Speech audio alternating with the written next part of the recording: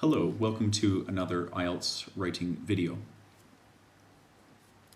In today's video, we are looking at academic task 1 and how to describe a process.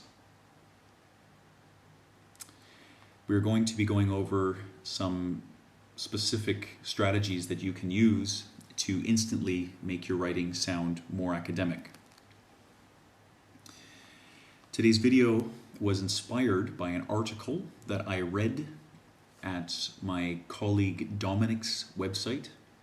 I'm sure many of you are familiar with the great contributions that Dominic has made to the online IELTS community. I encourage you to visit his site at dcielts.com, and I will place a link to the particular article that I was reading in the description of this video. You may also wish to visit my sites at ieltsielts.com and the online forum ieltsnetwork.com. For the purpose of today's video, we are going to be using this very simple and straightforward diagram of the process one takes to make a pizza. And of course, we would never see anything so simple on our true IELTS exam. Okay, now the first thing I want to do is present to you the goal for today. So here are some very academic phrasings that you can use to describe steps in a process. Okay, now before we get to talking about how to use these, I want to present to you a very, very basic description of what happens in this diagram. And then I want to go over ways that we can make this description sound more academic. So if we look at these 7 steps here, and I'll try to just shrink my diagram down a little bit so you can see both at the same time. Okay, so step 1 is first, you flatten the dough with a rolling pin. Second, you spread sauce over the surface of the dough.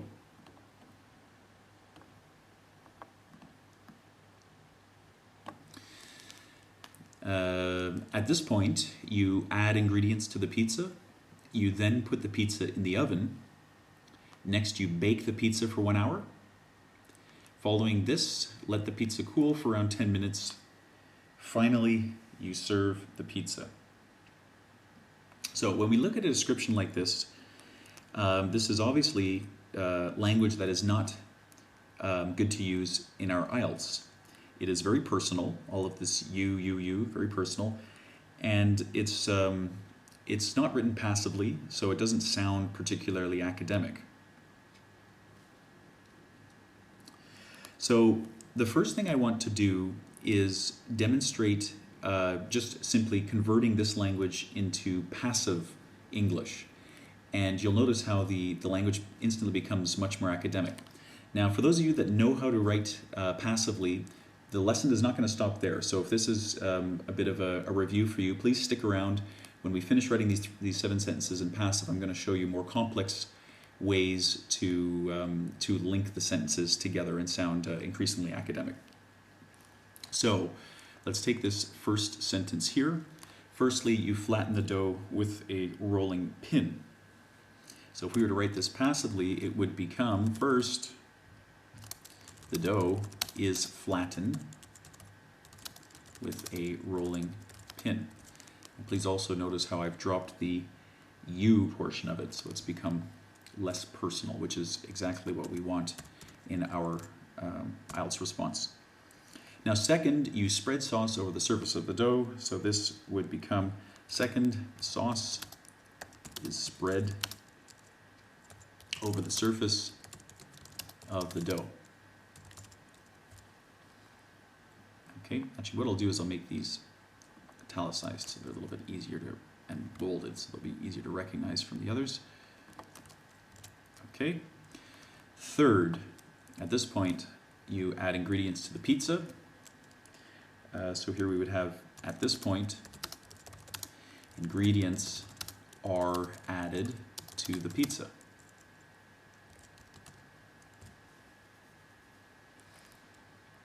Okay.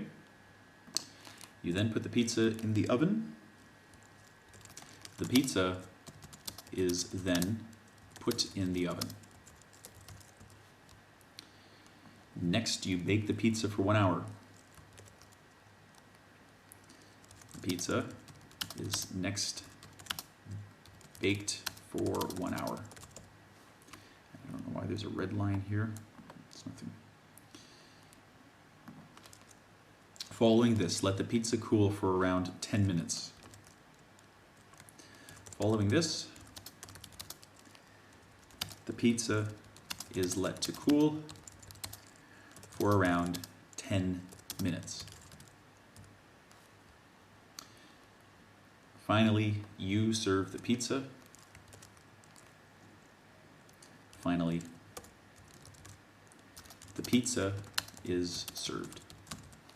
Okay, so we've put all of these sentences into passive. Now the way it reads is much more academic right away. We want to take this though to the next level. And to do that, I want to introduce these three different forms to you. Okay, so I am going to delete the non-passive sentences here. Okay, now let me take the bold off of here so it's a little bit easier to read. I'll take the italics off as well. Okay, so now let's look at some of these structures. So we have our sentences in passive. They sound more academic. Now what we want to do is to link the sentences in a way that sounds even more academic, and it also shows the process and the order that things are happening in. And we can do that by following these three structures up above. So we have before, after, or prior to, and then we add a verb plus ing, so we create a gerund out of it, and then of course after this we would add a comma. So let me give you an example of how we could use this structure. So if we take the first two here, so first the dough is flattened with a rolling pin, and second the sauce is spread over the surface of the dough. Now we could link these together using a sentence like, after flattening the dough with rolling pin, comma, sauce is spread over, oops, sauce with the C, spread over its surface. Okay, so after flattening the dough with a rolling pin, sauce is spread over its surface. Now if you can see the way I've linked these two together, and it just has a much deeper, much more fluent read to it, which is very nice. Now we could structure different. I mean, we could use perhaps before or prior to. So then we have to change the order a little bit. So for example, prior to spreading the sauce, the dough is flattened with the rolling pin. Okay, or of course we could change prior to before. Okay, so that's how we could use that structure. Now please note my use of a comma here, which is very important, because if that is missing, or if a full stop is put in here, it really it's a catastrophe then, because the entire thought doesn't make any sense at all, and then you start creating sentence fragments. So we don't want to do that. So be sure to include your comma. Okay, now let's go over this second structure. So once, and then whatever the subject that you're talking about is, plus a present perfect version of your verb. So for example, once the dough has been flattened with a rolling pin, comma, sauce is spread over its surface. Okay, once the dough has been flattened with a rolling pin, sauce is spread over its surface. Doesn't that sound so much more academic? Now we're using passive language, we're linking our passive phrases together, and this is really starting to sound, we are really starting to sound like real expert users of the language. Now let's look at this final structure here. So having plus our past participle. So we could write having flattened the dough with a rolling pin, comma, sauce is spread over its surface. Okay? So here's another very academic way to link these two ideas together. So, now we could go on through each of these sentences and do the same. So I'll just show you very quickly a couple of examples. So at this point, ingredients are added to the pizza. The pizza is then put in the oven. Okay, I'll just try to get our image to an area where we can kind of look at it as we're typing here. I might have to shrink my window a little bit.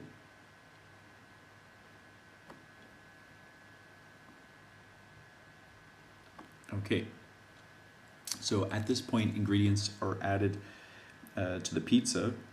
So after adding ingredients to the pizza, it is put in the oven. Okay, or I could say, so having added ingredients to the pizza, it is put in the oven. Okay, so just different ways that we can structure these things together. So I think you get the basic idea, and then we come to our last couple here. So the pizza is next baked for an hour. Following this, the pizza is let to cool for around 10 minutes. And just real quickly, I could just show you. I mean, we could do one, for example. So once the pizza has baked for 1 hour, it is let to cool for around 10 minutes. Okay, so different ways that you can couple these ideas together. So now I wanted to just touch on one thing, because although this sort of language is very good, some students make the mistake of writing every sentence using this sort of language. And let me show you what happens when you do that.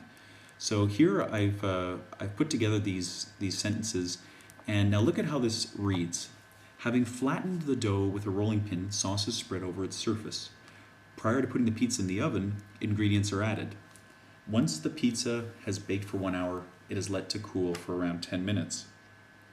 Now, what happens when we don't vary our language, when we keep using these sorts of forms one after the other, is you start to sound very robotic. It's always this and this, and then this and this, this and this, and then this and this. It's a very robotic sound to the way to the piece. It lacks a certain fluency, so it's not really reading naturally. It sounds, I mean, you can almost tell that the writer has sort of applied these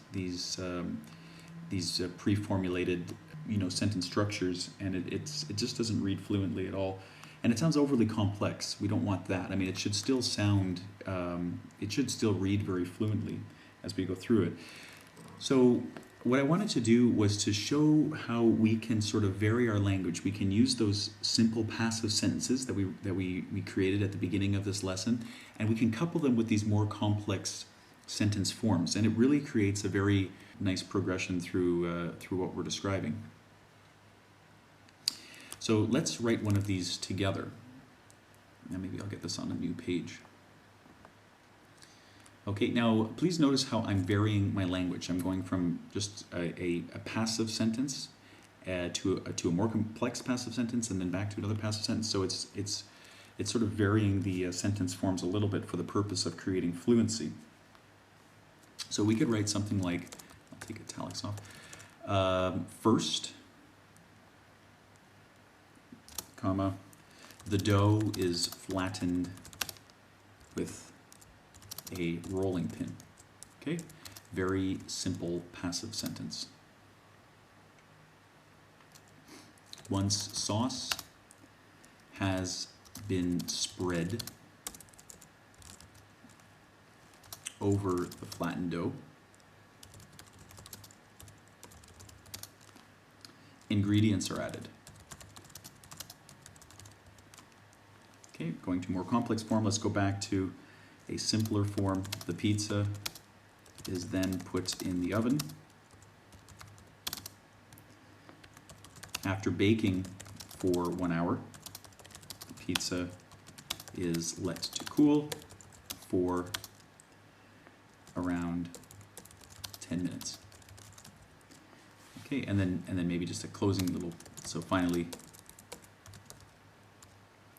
the pizza is served. Now let's read this. First, the dough is flattened with a rolling pin. Once the sauce has been spread over the flattened dough, ingredients are added. The pizza is then put in the oven. After baking for 1 hour, the pizza is let to cool for around 10 minutes. Finally, the pizza is served. So I think you can see that in varying our language between a more complex structure and a less complex structure, we're able to create a certain fluency. And of course, this is something that your examiner will recognize when they read your task 1 response. So I hope that video helped clarify a few things, and I hope that you will, if you are a person that's writing these very simple sentences like we started at the beginning of the video, you'll make the effort to try to push yourself to write passively and push yourself to experiment with these more complex sentence structures. Thanks for watching and have a nice evening.